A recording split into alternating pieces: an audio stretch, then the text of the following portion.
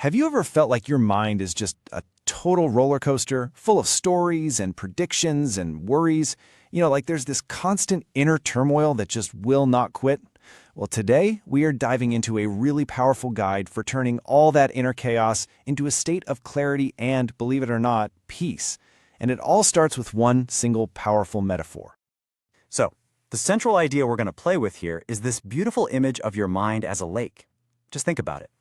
When the surface is all turbulent and choppy, you can't see a thing that's going on underneath. But when it's still, that's when the mysteries, the insights, all the discoveries that are waiting for you can finally come to the surface. And this really frames the two states we can live in, right? You've got the rippling mind, just full of constant chatter and suffering, which, let's be honest, we all know pretty well. And then there's the still mind, a place of genuine freedom. So the big question is, how in the world do we get from one to the other? All right, so first things first. To calm the water, we have to look directly at what's causing all those ripples in the first place. Where does all this inner turmoil actually come from? Now this is so interesting. The source material defines suffering in a very specific way. It's not pointing to anything outside of us. It's the emotional suffering that comes from the activity in our own minds. It's the stories we tell ourselves about how things should be, and all the predictions we make about things that haven't even happened. And when we dig a little deeper, we see these specific thought patterns are the real culprits. It's our attachment to how things should be. It's that constant need to find a logical reason for absolutely everything, when, hey, some things are just mysteries. And here's the big one. It's getting so lost in our thoughts that we believe we are the storm, instead of the calm, quiet sky that's just watching the storm pass. Okay, so we've kind of diagnosed the problem. But here's the really good news. There's a practice, a first step we can all take to start calming those ripples. So let's explore how to even begin. And what's great is how simple this process is. It doesn't start with trying to fix anything. Step one is just noticing. Whoa, okay, I'm worked up. There's a lot going on in here. That awareness, that's your first anchor. From there, you use a little tool to pull yourself out, and then you consciously reconnect to that deeper, peaceful part of you that's actually always there, right beneath the ripples. But how do you find that anchor, in the heat of the moment? Well, here's a powerful little insight. Your mind can't be lost in a chaotic story and be focused on the physical sensation of your breath at the exact same time. It just can't. So by consciously breathing, you are actively yanking your mind out of the chaos and right back into the now. And the best part is, there are so many ways to do this. For some people, it's breathing. For others, it's taking a walk in nature. The source even mentions simple, repetitive things like driving or ironing. Those moments where the mind can just drop away. The goal isn't to follow some rigid formula, but to find what uniquely, genuinely works for you. Okay, so once we get a little bit of a foundation of stillness, even a tiny one, we unlock the ability to use an incredibly powerful tool. It's called the reframe, and it is all about choosing your experience. This quote right here gets to the absolute heart of it.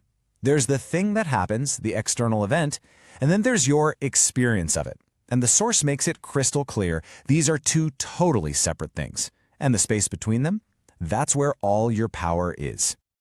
This whole process happens so fast, we usually don't even notice it. An event occurs, boom. Our mind instantly attaches a meaning to it. This is bad. This means I failed. This is so unfair. And then we have an emotional experience. The key is that subtle but absolutely critical middle step. And this, right here, is the absolute game changer. We think the event caused our feeling, but it didn't. The meaning we attach to it is what created the experience. And that changes everything, because while we can't always control the event, we definitely have a say in the meaning. And this simple question is the key that unlocks the whole thing. The next time you're stuck in a negative experience, just ask yourself this: what other meaning could this have? It opens up a whole world of other possibilities and frees you from the trap of a single fixed story. So what starts to happen when we practice a little stillness and begin to reframe our experiences? Well, we create the perfect conditions for insight. We actually become ready for the message to arrive. We've all had this happen, right? You hear a piece of advice a dozen times and it just goes in one ear and out the other. And then one day, it just hits you. It finally lands. Why? Because in that moment, you are finally ready to hear it. And these practices are how we cultivate that readiness.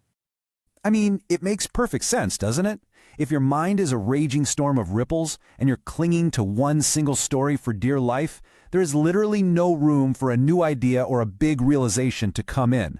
Stillness isn't just about feeling calm. It's about creating the mental space for wisdom to finally arrive. There's this perfect story that illustrates this. A woman went on a retreat, desperate for an answer, and felt like it was a total waste of time. The insight didn't come when she was trying to force it. It came later, while she was driving home, when her mind finally let go of all its expectations and just created that space. And this brings us to our final and maybe most beautiful concept, one that ties this all together, appreciating the spaces in between everything. What a fantastic phrase, right? In every masterpiece, whether it's music, art, or even just a conversation, the most crucial elements are often the ones we don't actively notice. They're the unseen heroes. You start to see this everywhere once you look for it. In a speech, sure, we notice the words, but it's the pauses that really give them meaning.